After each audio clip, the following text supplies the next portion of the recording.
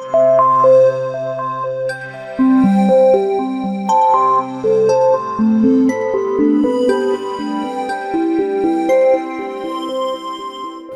everyone and welcome to the penultimate edition of Let's Talk Criterion for 2022.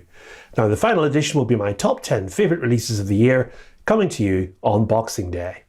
So what do we have in December? Well, in the UK we get another Charlie Chaplin offering his superb City Lights. We have the UK release of Mississipi Masala, starring Denzel Washington. That seems to be his year in Criterion, and it's directed by Maya Nair. In the US, we're slightly more avant-garde, with Michael Haneke's earlier films Trilogy set, and 3 films by the director Zetterling. We also have Todd Haynes' documentary feature The Velvet Underground, which was received well in Cannes last year. And finally ending this edition, we have Cooley High, directed by Michael Schultz, coming out in the US on December 13th. So we begin with one of contemporary cinema's most original, provocative and uncompromising filmmakers. That's the Austrian director Michael Haneke. He dares viewers to stare into the void of modern existence.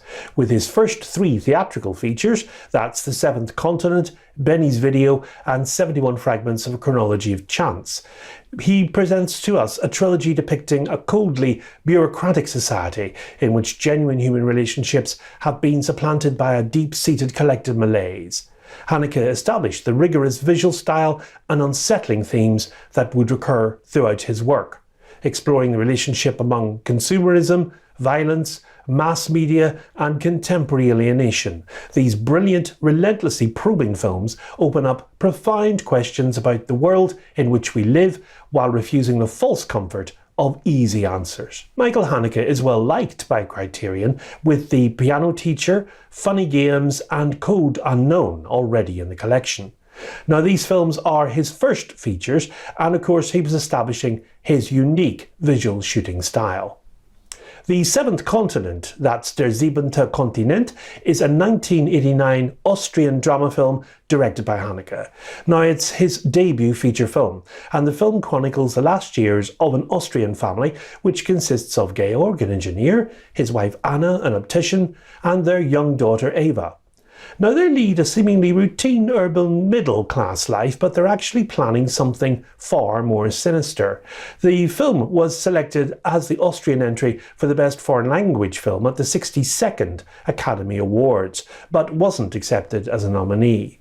The film's title is a reference to Australia, the continent mentioned in the film as the family's destination. Its image is visualised as an isolated beach and desert with a mountain range on the left border and pool of water with mysterious waves, which of course is clearly physically impossible in between. Australia is symbolised as the ideal place to escape to for the doomed Austrian family. Now, Michael Haneke said that the film is based on a news article that he read about a family who committed suicide in this manner. Police discovered that their money was flushed because bits of currency were found in the plumbing. Haneke also claims to have correctly predicted to the producer that audiences would be upset with that scene, and remarked that in today's society, the idea of destroying money is more taboo than parents killing their child and themselves. Now, the second film in the trilogy, Benny's Video, was from 1992 and set in Vienna. The plot of this film centres on Benny, Arno Frisch, a teenager who views much of his life as distilled through video images, and his well-to-do parents, Anna, played by Angela Winkler, and Georg, played by Ulrich Mühe, who enable Benny's focus on video cameras and images. Now, the film won the Profesky Award at the 1993 European Film Awards. It opens with a home video taken on a European farm of the slaughter of a pig with a captive bolt pistol. The video rewinds to play the moment in slow motion, which emphasises the handheld barrel against the pig's foreskull and the cartridge explosion. A party centred on a game called Pilot and Passengers is broken up by Georg and Anna when they return home. Eva, their daughter, who lives separately from them, is the host of that party, and it is revealed through the questioning of Georg and Anna's son, Benny, that Eva has taken advantage of her parents' planned absence to host the impromptu party in their house. Now, anything beyond this would in fact be a plot spoiler, so I won't continue. Layering screens within screens and frames within the filmic frame, Benny's video is a Cooley postmodern meta-cinematic labyrinth in which the boundaries between actual and mediated violence become terrifyingly indistinguishable. The final film in the set is 71 fragments of a chronology of chance, 71 Fragmente einer Chronologie des Zufalls. From 1994, it has a fragmented storyline, as the title suggests, and chronicles several seemingly unrelated stories in parallel. Now, these separate narrative lines intersect in an incident at the end of the film. The film is set once again in Vienna from October to December 1993. The simultaneously random and interconnected nature of modern existence comes into harrowing focus in the despairing final installment of the trilogy.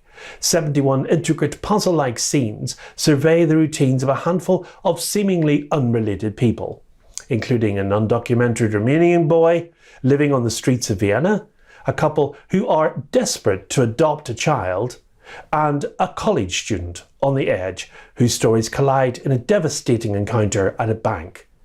The film is divided into a number of variable length fragments, and they're separated by black pauses and apparently unrelated to each other. The film is categorised by several fragments that take the form of video newscasts unrelated to the main storylines. News footages of real events are shown through video monitors. For instance, newscasts reporting on the Bosnian War, the Somali Civil War, the South Lebanon conflict, and the Kurdish-Turkish conflict, and molestation allegations at the time against Michael Jackson. Now, all three films clearly show the brilliance and propensity to invade the human psyche, with unsettling images and moments of unprovoked violence that would later coalesce into films like Funny Games. Now, this sets an excellent example of a filmmaker carving out his own niche in world cinema. Many filmmakers have modelled themselves on Haneke, and hopefully we will be seeing his film Cachet join the collection in due course. Michael Haneke, a trilogy of films, joins the Criterion collection in the US only on Tuesday the 1st of December as Spine 1163. City Lights is considered by most to be a highly cherished film by Charlie Chaplin. It is also his ultimate Little Tramp chronicle. The writer-director-star achieved new levels of grace in both physical comedy and dramatic poignancy, with a silent tale of a lovable vagrant falling for a young blind woman who sells flowers on the street, a magical Virginia Cheryl, and mistakes him for a millionaire.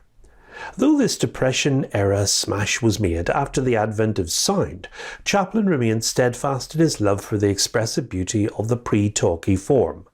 The result was the epitome of his art and the crowning achievement of silent comedy. Although sound films were on the rise when Chaplin started developing the script in 1928, he decided to continue working with silent productions. Filming began in December 1928 and ended in September 1930. City Lights marked the first time Chaplin composed the film score to one of his productions, and it was written in 6 weeks with Arthur Johnston. The main theme used as a leitmotif for the blind flower girl is the song La Violetera, Who by My Violets, from Spanish composer José Padilla. Now, Chaplin lost a lawsuit to Padilla for not crediting him. City Lights was immediately successful upon its release on January the 30th, 1931, with positive reviews and worldwide rentals of more than $4 million. Today, many critics consider it not only the highest accomplishment of Chaplin's career, but one of the greatest films of all time.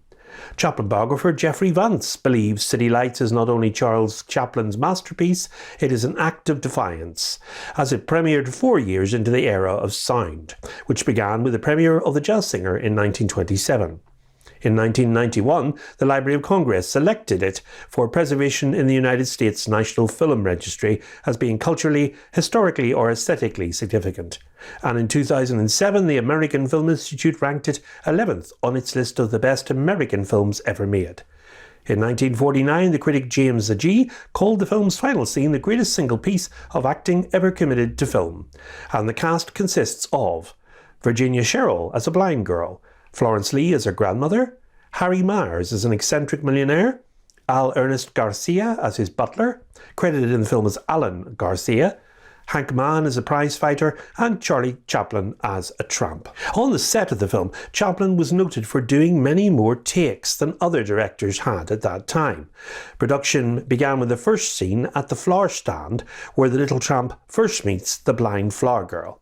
The scene took weeks to shoot, and Chaplin first began to have second thoughts about casting Cheryl.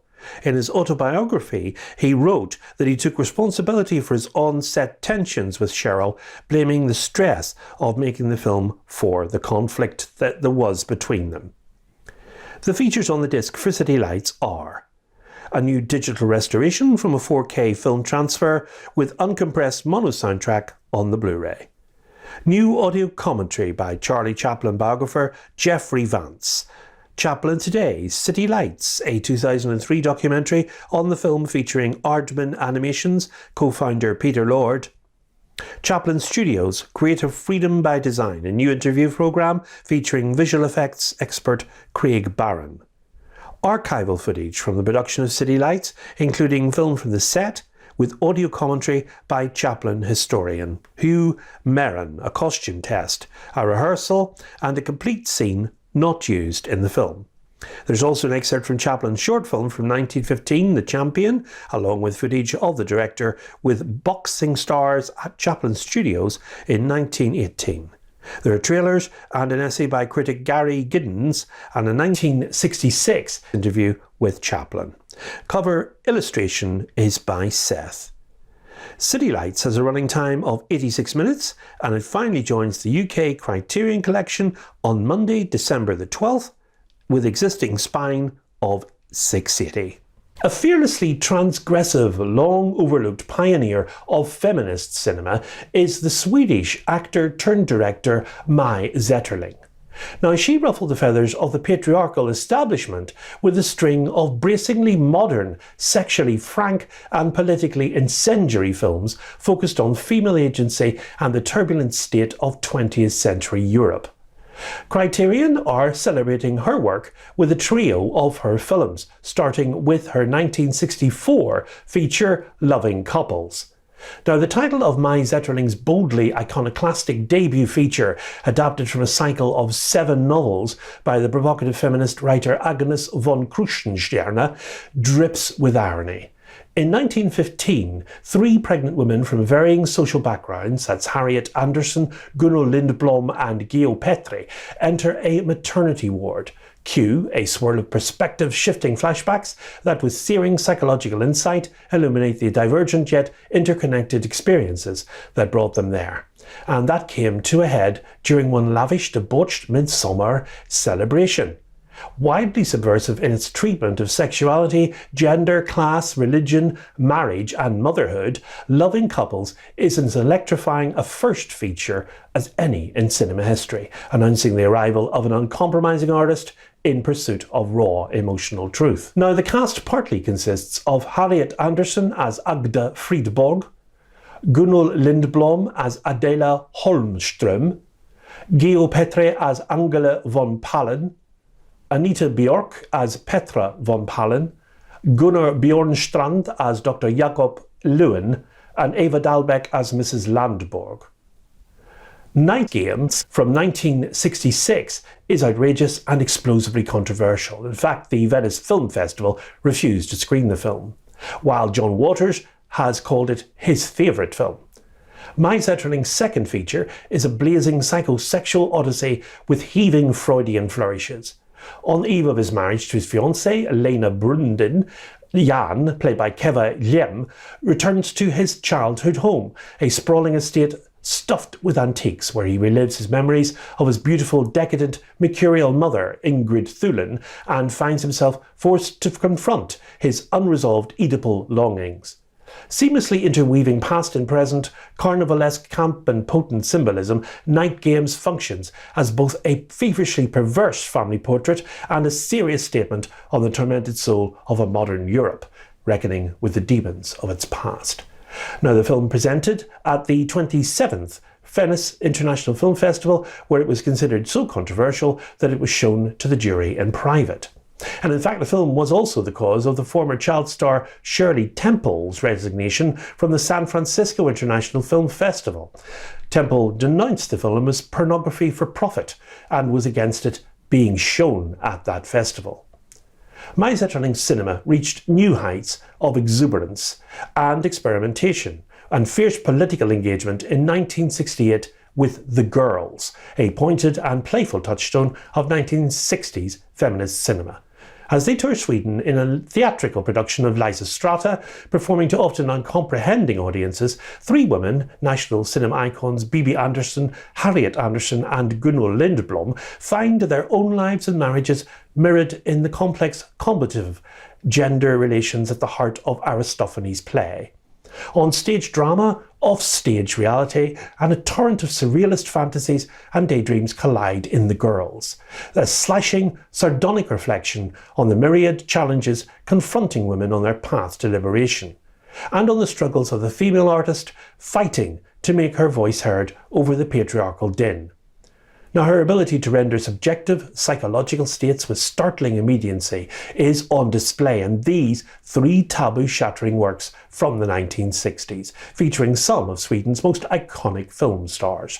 With their audacious narrative structures, their elaborate use of symbolism, and their willingness to delve into the most fraught realms of human experience, these are models of adventurous and passionate and engaged filmmaking. The three films of My Zetterling box set is Spine 1162, and it releases on Tuesday 13th of December in the US only. And of course we have My Zetterling's work, also featuring elsewhere in the collection in the 1972 Olympic film Visions of 8. She was one of the 8 directors chosen to contribute a segment to that feature. Now, Mississipi Masala is a 1991 romantic drama directed by Maya Nair, based upon a screenplay by Soni Taraporivala, starring Denzel Washington, Sarita Choudhury and Roshan Seth. Set primarily in rural Mississippi, the film explores interracial romance between African Americans and Indian Americans in the US. Years after her Indian family was forced to flee their home in Uganda by the dictatorship of Idi Amin, 20-something Meena, played by Sarita Choudhury, spends her days cleaning rooms in an Indian-run motel in Mississippi. When she falls for the charming black carpet cleaner Demetrius, played by Denzel Washington, their passionate romance challenges the prejudices of both of their families and exposes the rifts between the region's Indian and African American communities. It tackles thorny issues of racism, colorism, culture clash and displacement with big-hearted humour and keen insight. Nair serves up a sweet, sexy and deeply satisfying celebration of love's power. The script for the film was written in Brooklyn, New York, after research by Nair, Taraporivala and their team in Mississippi and Kampala. While doing research in Mississippi, Nair met a carpet cleaner called Demetrius and decided to model the main character after him. Ben Kingsley was originally cast in the role of Meena's father, but he eventually withdrew from the project, prompting the original backers of the film to pull out as well. Nair was able to gain new funding after Denzel Washington was chosen for the role of Demetrius, and she later mentioned she faced substantial pressures from potential backers to cast white leads rather than Indians or African Americans. The Mississippi-based scenes in the film were filmed in Mississippi in the towns of Greenwood, Grenada and Biloxi and Ocean Springs, and the Uganda scenes were filmed in Kampala, including Nair's home. Now, this film comes as a welcome addition to the collection, and it contains the following special features. There's a 4K digital restoration of the film, supervised by director Maya Nair and director of photography Ed Lachman, a new audio commentary featuring Nair herself. New conversation between the actor Sarita Choudhury and the film critic Devika Girish. New interviews with Lachman, screenwriter Soni Taraporivala and production designer and photographer Mitch Epstein. And a written essay by the critic Bilal Qureshi, and for the Blu-ray, we've excerpts from Nair's production journal for the film. Mississipi Masala has a running time of 117 minutes, and it joins the UK Criterion collection on Monday, December 12th, and it's Spine 1127. Emerging from the primordial soup of glamour, gutter sleaze and feverish activity was New York's 1960s underground culture, the Velvet Underground. Redefined music, of course, with its once raw and exalted blend of experimentation and art-damaged rock and roll. Now, in this kaleidoscopic documentary, The Velvet Underground, Todd Haynes vividly evokes the band's incandescent world, the creative origins of the twin visionaries Lou Reed and John Cale, Andy Warhol's fabled Factory, of course, and the explosive tension between pop and avant-garde that propelled the group and ultimately consumed it. The Velvet Underground was an American rock band formed in New York in 1964. Now, the original lineup consisted of the singer and guitarist Lou Reed, multi-instrumentalist John Cale, guitarist Sterling Morrison, and drummer Angus MacLeese. Now, the integration of rock and the avant-garde achieved little commercial success during the group's existence, but they are now recognised, of course, as one of the most influential bands in rock, underground, experimental and alternative music. The group performed under several names before settling on the Velvet Underground in 1965. Now, that name was inspired by the book of the same name. In 1966, pop artist Andy Warhol became their manager, and they served as the house band at his studio called The Factory, and his travelling multimedia show, The Exploding Plastic Inevitable, from 1966 to 1967. Their debut album, The Velvet Underground and Nico, featuring German singer and model Nico, was released in 1967 to critical indifference and poor sales, but of course that's since drawn worldwide acclaim. They released 3 more albums, White Light, White Heat in 1968, The Velvet Underground in 1969 and Loaded in 1970, with Doug Yule replacing Cale for the final 2, and with none performing up to the expectations, of course, of the record labels or of Reed, the band's leader. The group functionally disbanded in the early 70s, as everyone except Yule had left the band by then, and an abortive UK tour with Yule as the band leader and with new musicians followed in 1973, and a final album released in 1973 called Squeeze, consisting mostly of Yule with a few session musicians, and that of course marked the end of the band for some time. After Morrison's death in 1995, the remaining 3 members played together for a single performance at their Rock and Roll Hall of Fame induction, which was in 1996, the last time the band performed together musically. And in 2004, the Velvet Underground were ranked number 19 on Rolling Stone's list of 100 greatest artists of all time. Now, in August 2017, Todd Haynes was hired to direct and produce a documentary film about the Velvet Underground. Haynes received cooperation from the surviving members of the band, including founding members John Cale and Maureen Tucker. Interviews for the film were shot in 2018, and Doug Yule, who replaced Cale in the band in 1968, appears in voiceover only. Now, the film was launched at the 2021 Cannes Film Festival and was well received there by critics, but some felt the documentary glossed over the band's 1969 self-titled album and contributions to it by Yule. It didn't quite cross over as successfully to cinema audiences as it was slightly eclipsed by movies doing the rounds at the time. Criterion bring it to us in December as another documentary feature on a successful band, joining the likes of The Last Waltz and Gimme Shelter. Now, it's certainly not as exciting as those features, but it still makes an interesting watch and acts as a sort of time barometer looking backwards. Now, the features on the disc are a 4K digital master for Blu-ray approved by director Todd Haynes and cinematographer Ed Lachman, and a nice addition this, a Dolby Atmos soundtrack. Alternate stereo soundtrack, audio commentary featuring Haynes and editors Alfonso Concalves and Adam Kurnitz, outtakes of interviews shot for the film with musician Jonathan Richman, filmmaker Jonas Mekas and actor Miri Warrenoff. Haynes and musicians John Cale and Maureen Tucker in conversation with the writer Jen Pelly in 2021. And there are complete versions of some of the avant-garde films excerpted in the movie. There's a teaser and optional annotations as well, identifying the avant-garde films seen in the movie itself. And there's an essay by the critic Grail Marcus. The Velvet Underground runs for 120 minutes, and it's in black and white and colour, and it releases on Tuesday the 13th of December in the US on Blu-ray, and on Monday, December the 26th here in the UK. And finally, we have Cooley High, directed by Michael Schultz. Now, this director started working in US TV in 1972 and was involved in many TV series such as Beretta, Ally McBeal, The Practice and the LA Law Movie, and more recently Star, DC's Black Lightning and Manifest. His film career includes Car Wash, Grease Lightning, Crush Groove and the very Gordy-produced feature The Last Dragon. Cooley High was produced a year prior to Car Wash in 1975. It's an American coming-of-age comedy drama film that follows the narrative of high school seniors and best friends Leroy Preach Jackson, Glenn Turman, and Richard Cochise Morris, Lawrence Hilton Jacobs.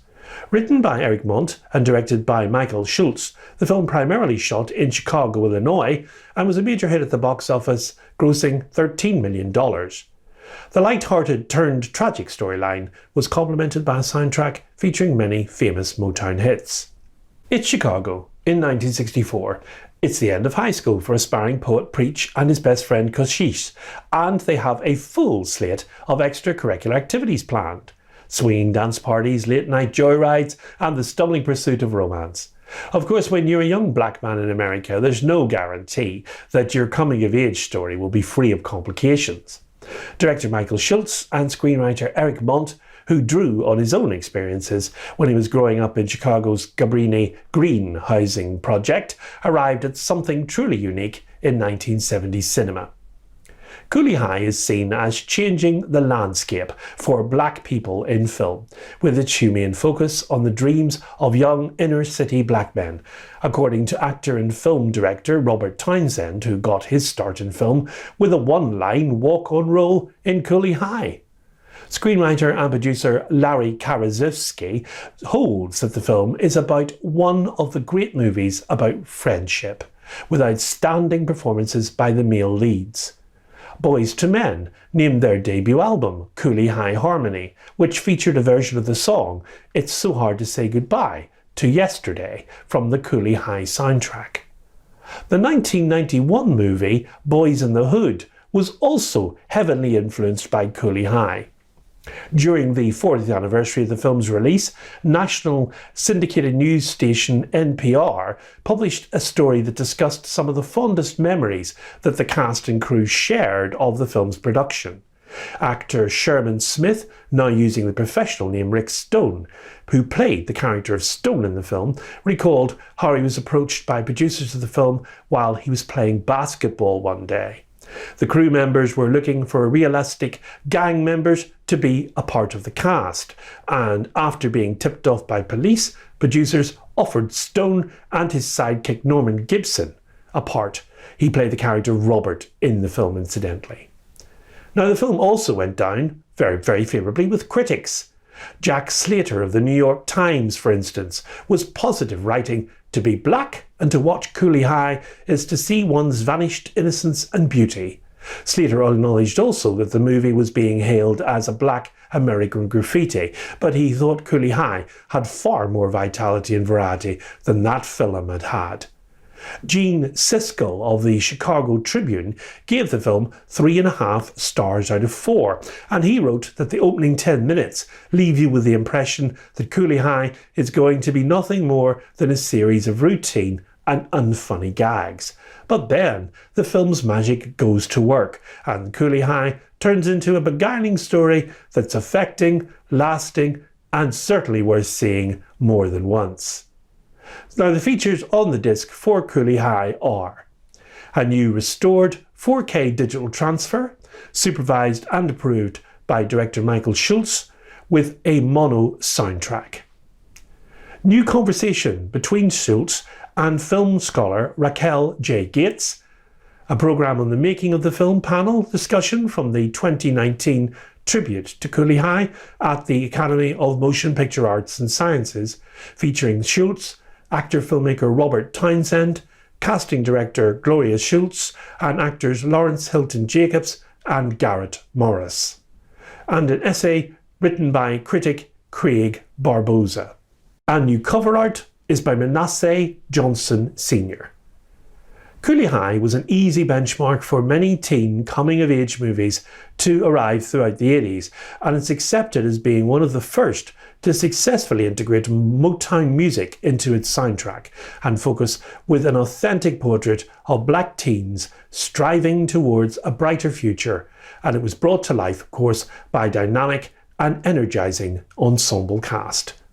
The film itself has a running time of 107 minutes, and it releases in the US only on Tuesday the 13th of December as Spine 1165.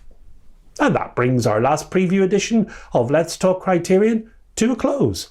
I'll be back just after Christmas with my top 10 favourite releases from Criterion in 2022. Certainly a bumper year for 4Ks, I think you'll agree.